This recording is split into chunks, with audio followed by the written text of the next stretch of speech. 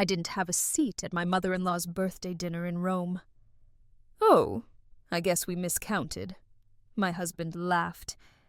I answered coolly, "Looks like I'm not family," and left as the family laughed. They found out that I had cancelled the entire event half an hour later. Everything is catered by the venue. Their faces went white as ghosts.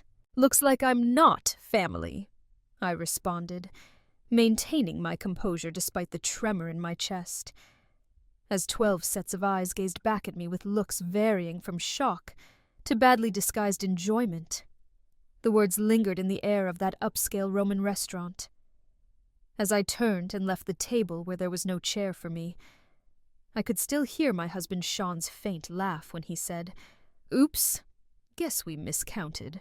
As I left the restaurant, the embarrassment boiled in my veins. But I didn't cry. Rather, when I took out my phone and launched the event management app that had served as the foundation for my career, I experienced a strange sense of serenity. I had more than enough time, 30 minutes, before they realized what I was doing. I want to thank each and every one of you for joining me on this amazing journey before we start. When we finally realize how valuable we are, sometimes the most impactful moments occur. You may be able to relate to this story if you have ever felt like an outsider looking in. Before we see Anna's transformation from Boston's top event planner to a lady regaining her honor in Rome, click subscribe to become a part of our readership that values tales of self-realization and unanticipated fortitude. Let's now take a closer look at a marriage based on outward looks. Anna Morgan Caldwell is my name. I was just Anna Morgan, the creator of Elite Affairs, the most coveted event planning firm in Boston. 5 years ago, I had gone to business school and started my company from the ground up. My unseen fingerprints were present at every elite wedding in Boston, every exquisite gala, and every expertly planned business event.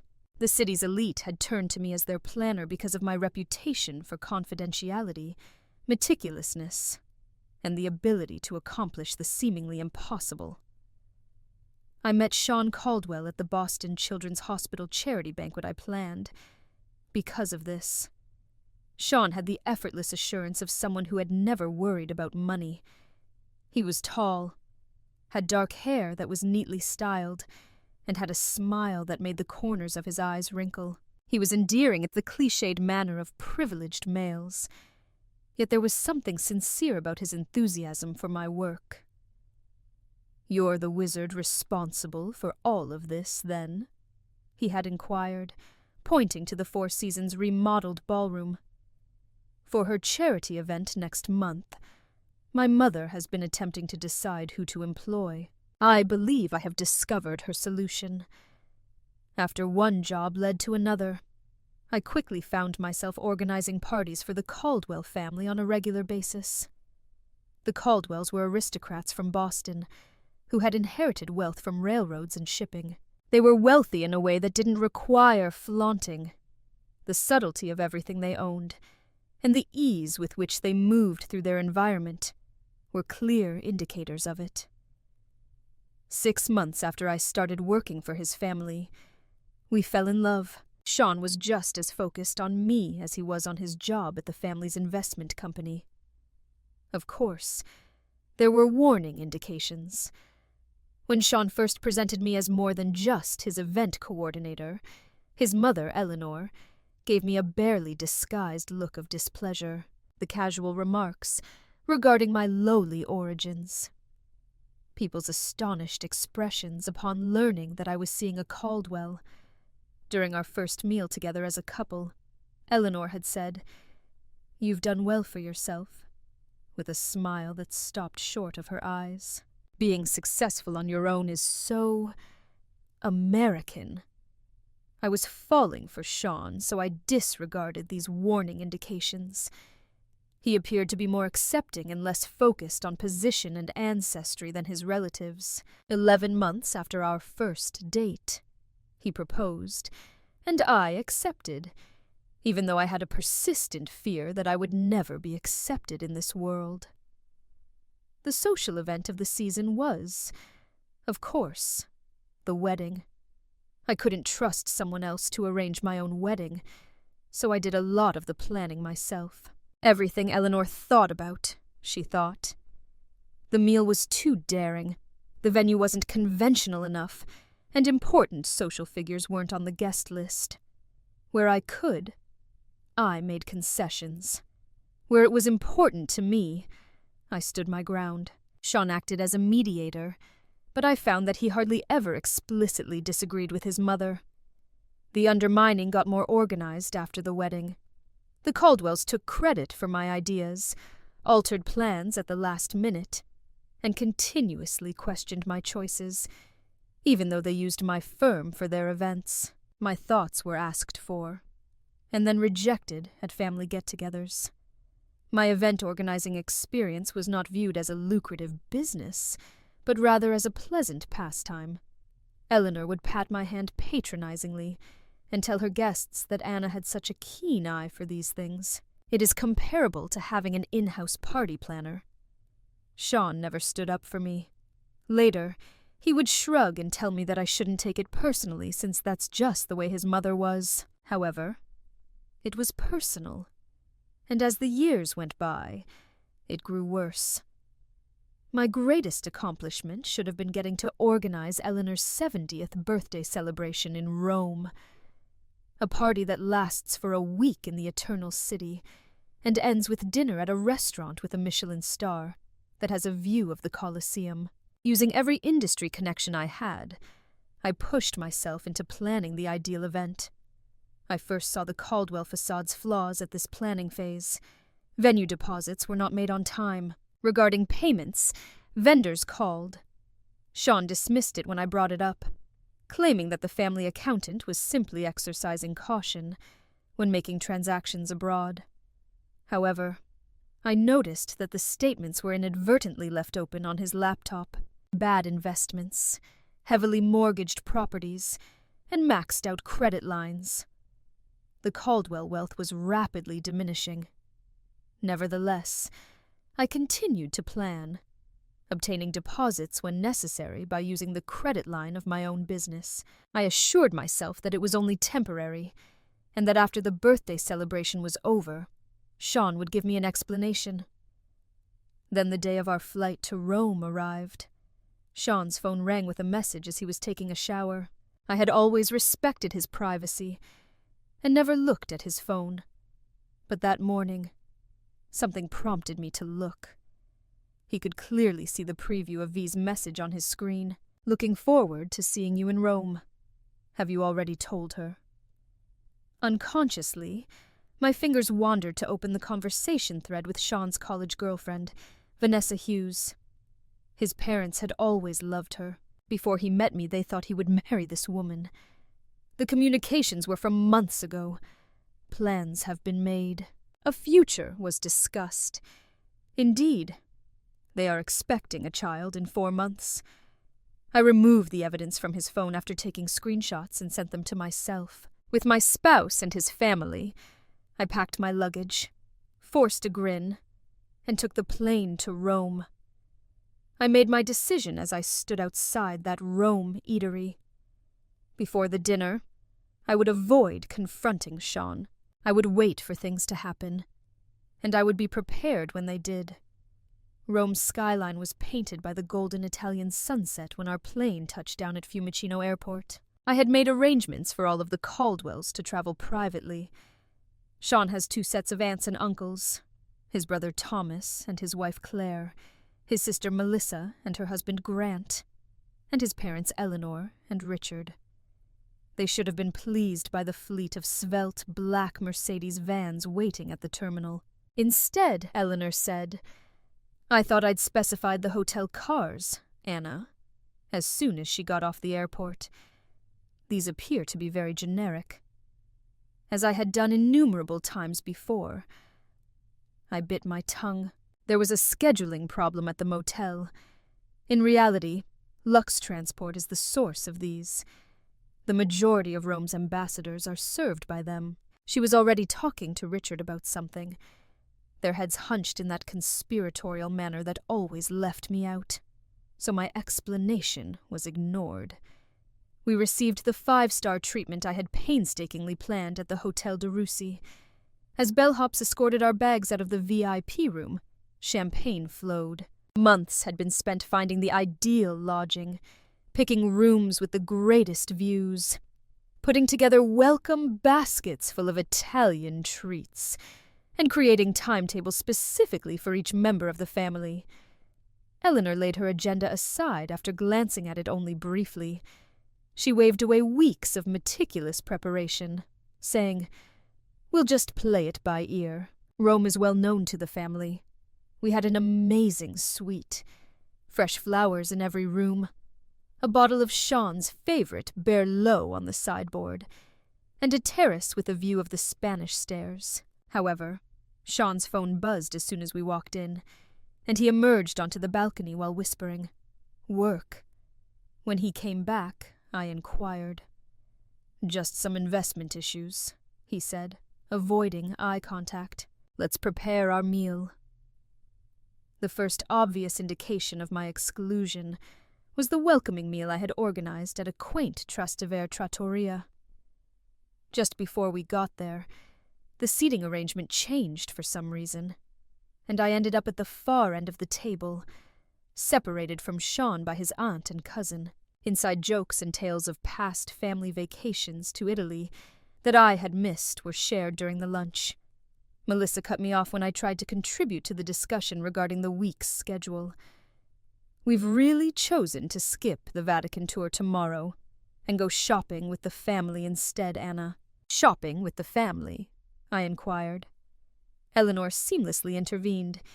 "It's just a custom of ours." "Dear, you would be bored. Why don't you check on the birthday plans around this time? After all, that's your specialty."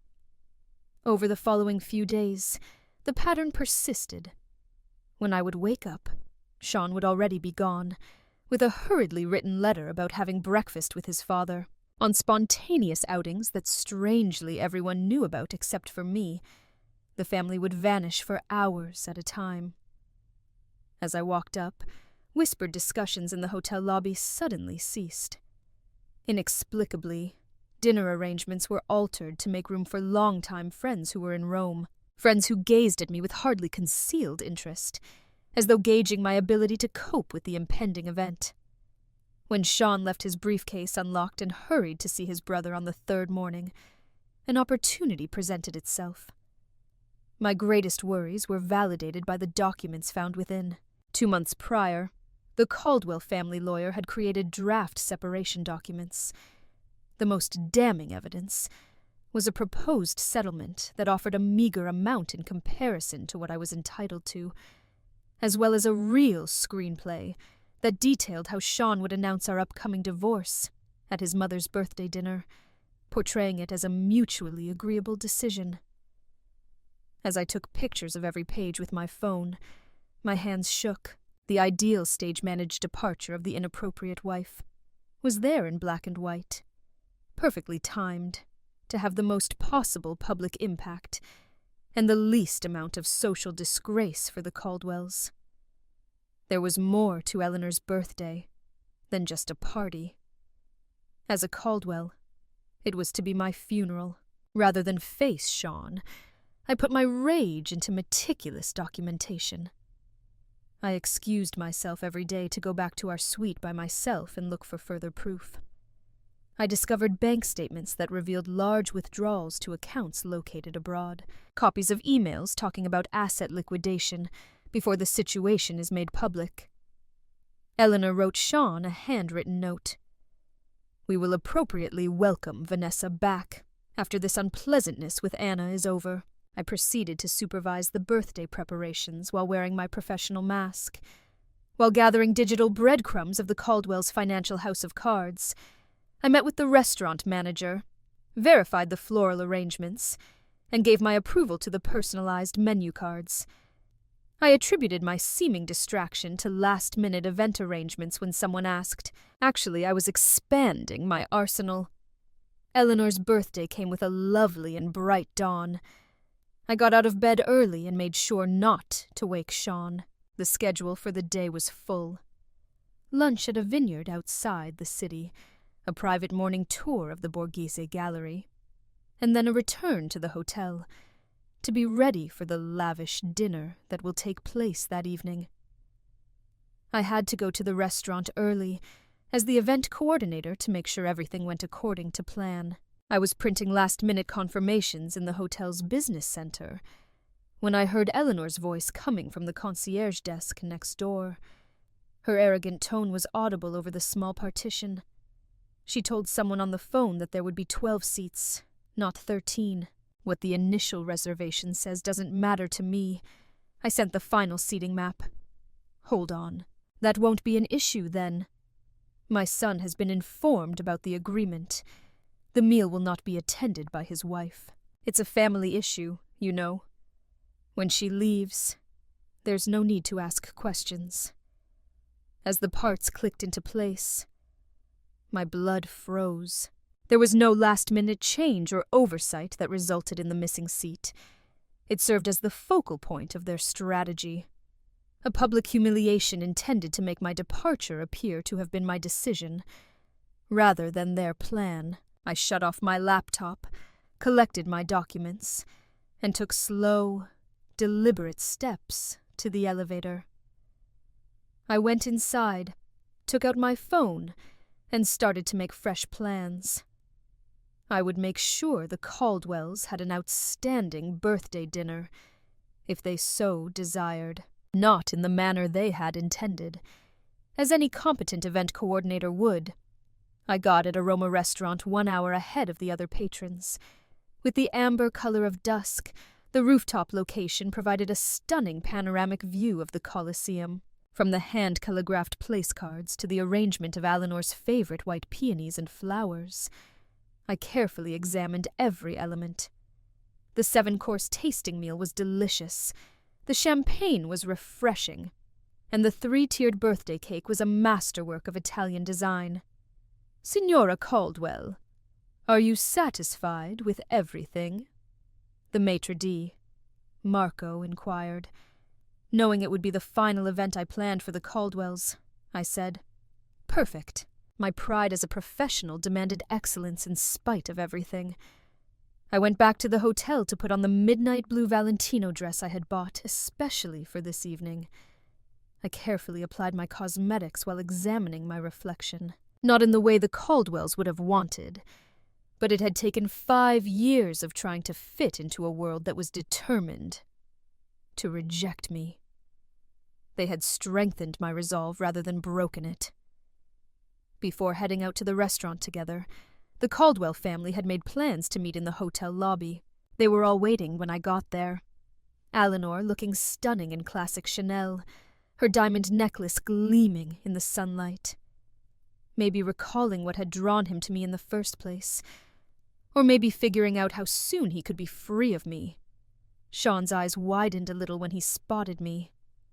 Eleanor kissed me on the cheeks and whispered, "Anna, you look beautiful. All we have to do is wait for the automobiles." There was a lot of fake conversation regarding the day's events, from which I had been excluded during the brief drive to the restaurant. Sean put his hand at the small of my back as we rode the elevator to the rooftop, a move that used to feel personal, but now appeared to be performative for the elevator attendant's advantage. When the doors opened, the gorgeous terrace I had created, a sophisticated eating area beneath the stars, was revealed. Magnificence and the unavoidable collapse of empires were both demonstrated by the Colosseum, which was lighted against the night sky. How appropriate. Waiting family members enthusiastically applauded Eleanor as she entered first. Everyone approached the big round table I had designated, which might have accommodated 13 people, one by one. Sean walked deliberately toward his designated seat next to his mother, and I trailed behind him. There was nothing there when I went to where my place card should have been. No place setting, no chair, no recognition of my presence. I stood motionless for a time, the ideal example of bewilderment. Conversations went on all around me as people sat down, and studiously avoided looking at me, although they appeared uneasy. The waitstaff, who had just hours before confirmed the seats with me, said nothing. "Is there a problem?"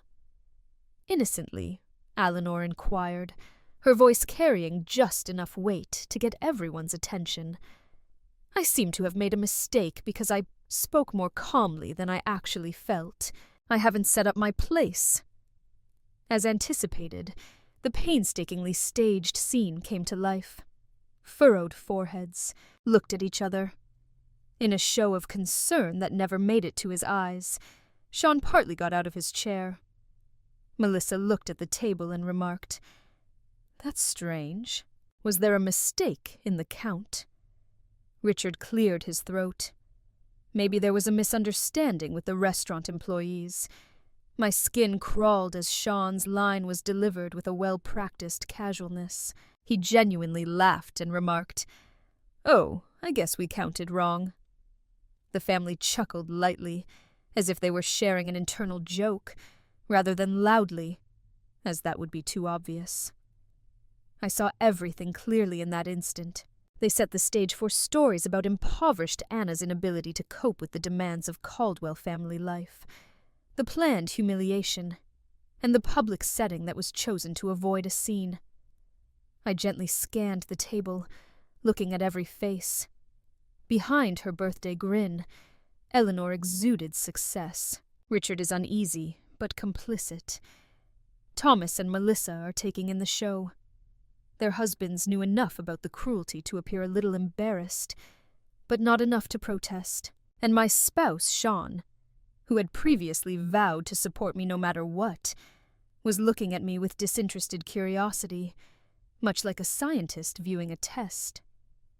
I could have caused a commotion.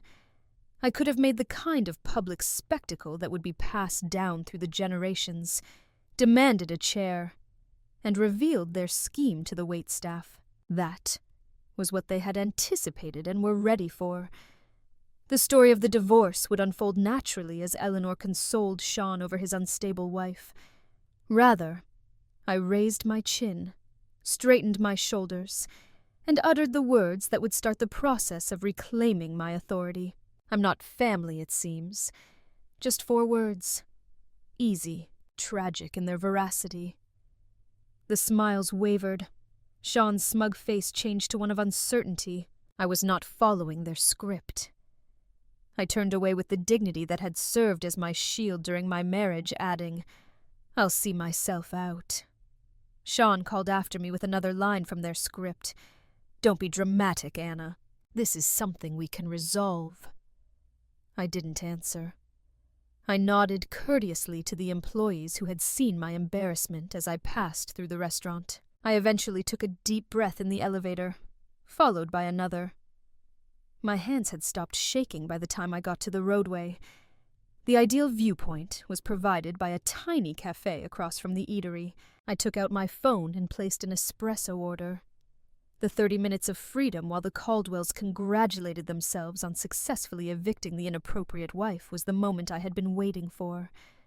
I started by sending Marco, the restaurant manager, a prepared email with prearranged instructions as a last-minute backup plan, a standard procedure in high-level event organization.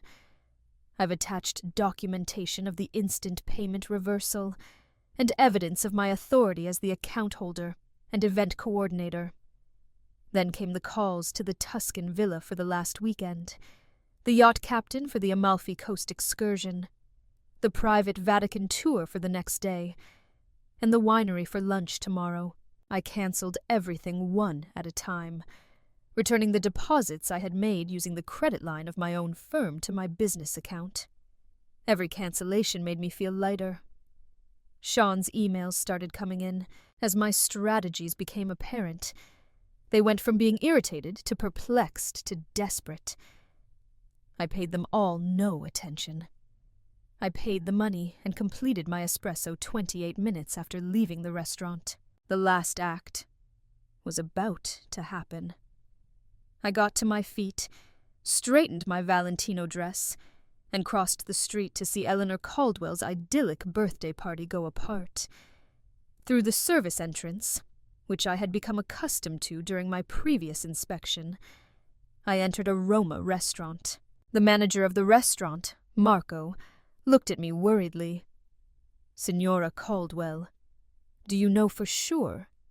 It is really unusual. I appreciate your prudence, Marco, and I'm positive."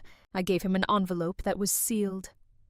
"This includes documentation of the payment reversals and the termination of my business's guarantee for the costs incurred tonight. As agreed upon, in order to finish their supper, the Caldwells will have to offer a new form of payment." Marco gave a serious nod. Relationships were crucial in the world of events. Marco and I had already worked with 3 times for other Boston customers who were in Rome. He owed me favors. And even though he might think my request odd, he had to oblige out of professional respect. "When do I tell them?" he inquired. "In precisely 5 minutes. I will send you a text. I want to watch from a secret location." He led me to a tiny corner that overlooked the Caldwell table and was close to the kitchen entrance. Their features were beaming with pride as they raised champagne flutes in the middle of toasting Eleanor. Eleanor had expressly ordered the imported Ostra caviar, which had just been served as the first dish. The breakdown of Eleanor's birthday week had been nearly too simple. The majority of upscale suppliers in the hospitality sector worked together in a network of recommendations and trust. I had the power to make adjustments, because I was the event planner, who had organized everything, and whose business credit line had obtained the deposits. My name and signature, not Eleanor's or Sean's, appeared on the electronic trail of emails, contracts, and payment authorizations. My phone began to vibrate. "Sean has sent a new message. Where are you, Anna? Come back and stop being such a baby." Then another. "Mom is not happy. You are making a fool of yourself." I didn't answer. Instead, I sent Carmen a text at the Villa Borghese, where the family was supposed to spend the time in Tuscany. Carmen informed me that my large tip to her employees will be reimbursed individually to my company account, confirmed the cancellation, and wished me luck. Sean's messages, which were now coming in quick succession, vibrated on my phone once again. Just now, the hotel called. "Our reservation for next night has been cancelled," they stated. "What are you doing?" "This is absurd, Anna. Give me a call now." "This isn't amusing. Take care of this right away." I sent Marco an SM. "You can continue." I watched from my concealed location as Marco and 2 other employees made their way to the table. Richard was sat at the head of the table across from Eleanor, and he leaned down to speak softly to him. The family ignored the interruption at first and carried on eating. Richard's face went from courteous inquiry to bewilderment, and finally to panic. Speaking to Marco more animatedly, he took out his wallet. The manager showed Richard something on a tablet and shook his head sheepishly. The whole table had noticed the disturbance by now. Eleanor put down her fork, the first signs of anxiety visible in her royal stance. Sean was looking at his phone, perhaps reading my most recent text message that detailed my actions in detail. "Every deposit has been put back into my business account. The week's plans have all been cancelled. The financial problems in your family are going to be widely known. Savor your caviar." The scenario played out like a masterfully orchestrated ballet of mayhem. Richard sprang to his feet, his face red with shame or rage. Maybe both. Eleanor reached for her diamond necklace and gripped it tightly, perhaps for stability. Melissa was whispering to her husband in a panic, presumably to confirm the situation. Thomas took out his phone. Sean, too. Sean's face was pale as he sat motionless. He knew the entire ramifications, unlike the others. He was aware of what I had learned about their financial situation. He was aware of what would occur if his friends from the Mothers' Society found out that the Caldwells were no longer able to pay for dinner, much less continue their extravagant way of life. Sean was calling, not texting. When my phone rang, I hung up the phone and saw him get up from the table, almost toppling his chair as he moved to try again. I responded this time. His voice was a mix of dread and rage as he muttered, "Anna, do you think you're doing something?" Calmly, I said, "Seems I'm not family. Therefore, family events are not my responsibility. This has to be fixed immediately. Are you aware of how embarrassing this is for my mom? For everybody?" "Sean, I have the exact concept. That was the idea." "You're where?" Desperation began to seep into his voice. "We must speak. I can tell you everything there is to know about Vanessa. You certainly can. Sean, the issue is that I've seen the financial statements. The emails are visible to me. I am aware that you have been hiding assets abroad prior to filing for divorce, and I am aware that the Caldwell empire is collapsing. What I already knew was verified by his sudden intake of air. He didn't think I would find these things out. From the start, he had underestimated me, as had his family. They were confidential. Indeed, they were. Similar to Vanessa's text messages regarding the baby, like the screenplay for your mother's birthday dinner announcement of our divorce. Similar to how I was purposefully left out of the seating arrangement. The line was silent. I could see that the manager of the restaurant was now addressing every table. A number of other diners were observing with unmasked curiosity. The humiliation of the Caldwells was turning into a public event. It was exactly what they intended for me. "Please, Anna." The aristocratic confidence in Sean's voice had vanished. "You have no idea how this will affect us. I completely get it. That is the reason I did it. We can resolve this. Return to the hotel. In 20 minutes. I'll meet you there." "Sean, no. I don't believe we can resolve this." I hung up the phone and left my hiding spot. My last appearances at Caldwell were approaching. 12 sets of eyes turned to me as I walked up to the table. Some are irate, some are afraid, and all are not convinced. Eleanor was the first to speak, her voice trembling with rage. "You have no right to spoil my birthday." I grinned, experiencing an odd feeling of peace. "Eleanor taught me the greatest. Ultimately, isn't this precisely what you had in store for me? A humiliation in public. A planned departure. The one distinction is that I altered the conclusion." Richard got up. "This is ridiculous." "You are not entitled," I interrupted. "And I had every right to. Every reservation, contract, and agreement was made in my name or the name of my business. I just changed the plans." Melissa spat. "This is something you'll regret. You won't get anything when Sean files for divorce." Looking straight at Sean, I said, "That's where you're wrong. I have copies of everything, including the false business transactions, the offshore accounts, and the hidden assets. The IRS will read it all with interest, I'm sure." The implications set in, and their features went ghostly white. I didn't feel vindicated or triumphant at that moment. As I turned and left the Caldwell family for the last time, I felt nothing except a deep sense of freedom. The following morning, I departed Italy, using the points I had accrued from organizing the Caldwells' past trips to upgrade to first class on a direct flight to Boston. I didn't miss the irony. I left a family in trouble behind me, their painstakingly built facade collapsing in real time. Eleanor's vintage Bulgari bracelet was used as collateral by the Caldwells to pay for their supper. Until a wire transfer could be completed, I found out through the hotel concierge. By dawn, news of the prominent American family's financial troubles had circulated across Rome's exclusive hospitality network.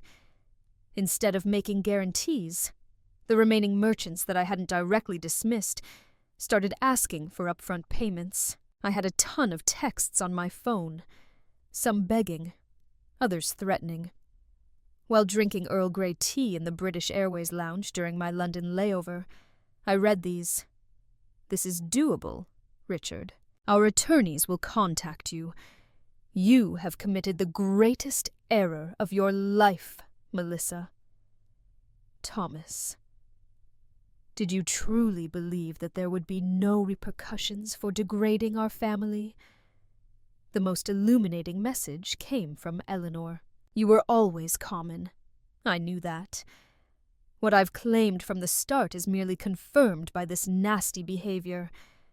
However, Sean's string of communications was what revealed the true tale of a family in decline. You don't know what you've done. To start, my dad suffered a little heart attack. Did you wish for that? The Whitmores and Prescotts then witnessed everything. What does this indicate for our standing, do you know? The hotel is later requesting upfront payment for the full week. All warranties, they claim, have been revoked. And lastly, I need to talk to you, Anna, please, now. It's not just about us. None of them got a response from me. Rather, I sent my lawyer the financial records I had collected, instructing him to keep them safe until he needed them. I would be ready if the Caldwells went to court. I hired a moving firm to pack my personal items when I got home to our brownstone in Beacon Hill. Only the things that were definitely mine, clothes, jewelry I had bought myself, my first edition book collection, and the artwork I had acquired prior to our marriage, were taken. I left everything else behind, including the joint purchases and wedding presents. I didn't want anything that might connect me to the Caldwells' network of lies. A brief article was published in the Boston Globe Society section. 2 days later, the Caldwell Investment Group is being investigated. Investor inquiries and financial irregularities were mentioned in the paper. It caused a stir in Boston's social circles, even though it didn't make the front page. 1 week after I got back from Rome, Sean showed up at my new flat without warning. He appeared gaunt, with true despair, replacing the slick exterior of affluence. When I opened the door, he said, "You have to come home. This is far enough. Sean, this isn't a bargaining strategy. This is a divorce." With his hands raking through his unkempt hair, he entered without permission. Father's accounts are being investigated by the SEC. There are now 2 resigned board members. 3 significant donors withdrew, forcing Mother to postpone her charity gala. I said, "That sounds like a Caldwell family problem." "Not my. If I sink with the ship, that's your problem," he retorted. "We're still wed. Your debts are mine." I gave myself permission to smile a little. Not when I have evidence that you withheld assets and purposefully kept me out of financial decisions in order to deceive me during the divorce process. My attorney tells me that's sufficient to keep me safe. That's when his facade fell apart. Sean put his head in his hands and slumped into my couch. "This is not how I intended things to be. Sean, what did you want? To marry me because I can organize events? To let me handle your social schedule while you get back in touch with Vanessa? To throw me away when I was useless?" "In the beginning, it wasn't like that," he remarked softly. "Though not enough to confront your family, I did love you. Being open about your affair is insufficient." I sat opposite him, feeling oddly at ease. "When will the baby be born?" He jerked his head up. "How did you—" "Based on the texts I viewed, it was 4 months. Well done." There was a thick quiet between us. Rain started to drum against my new apartment's windows outside, mine only, but smaller than our brownstone, funded by the earnings of a company I had founded without Caldwell's resources or contacts. Finally, Sean said, "I'll give you whatever you want. Simply sign an NDA and turn over the documents. Decide on a price." It dawned on me then that the Caldwells still had no idea who I was. They still thought I could be bought after 5 years. Someone who was inspired by the same material issues that fueled their life. "Sean, I don't want your money. I desire my independence. I want the truth to be accepted." I signaled the end of our chat by getting up. "Unless you want to bring me down with you. The materials remain with my attorney. The terms of the divorce are straightforward. I take what's mine, and you take what's yours. Vanessa, too. The infant." He could hardly be heard speaking. "You and your conscience will have to decide that. As you were to me, I hope.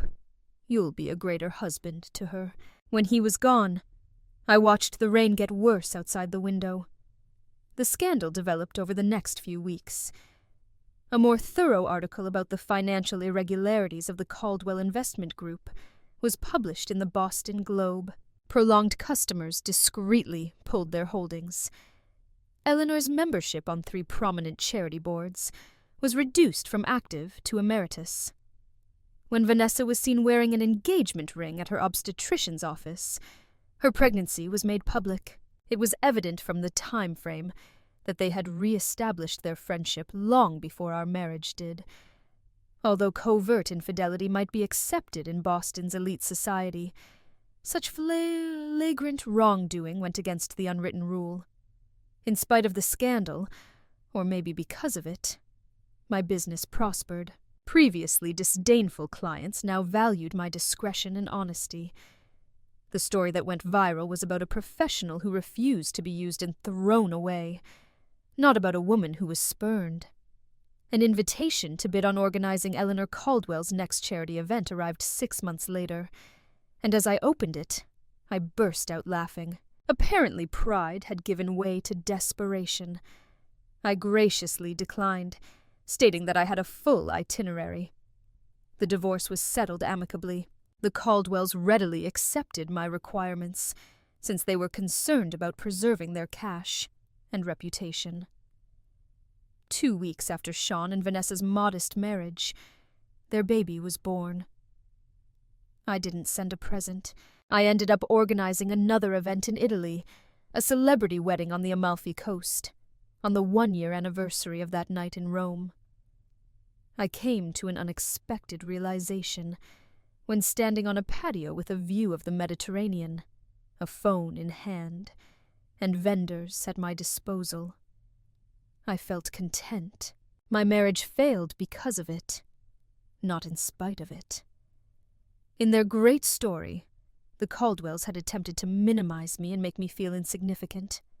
Rather, they had unintentionally allowed me to take back my story. I had discovered what I truly needed in losing what I believed I wanted. Not approval from a family that was out to get me, but the bravery to turn down a life based on appearances. I toasted the missing chair that had revealed me exactly where I belonged by lifting my glass to the waning sun.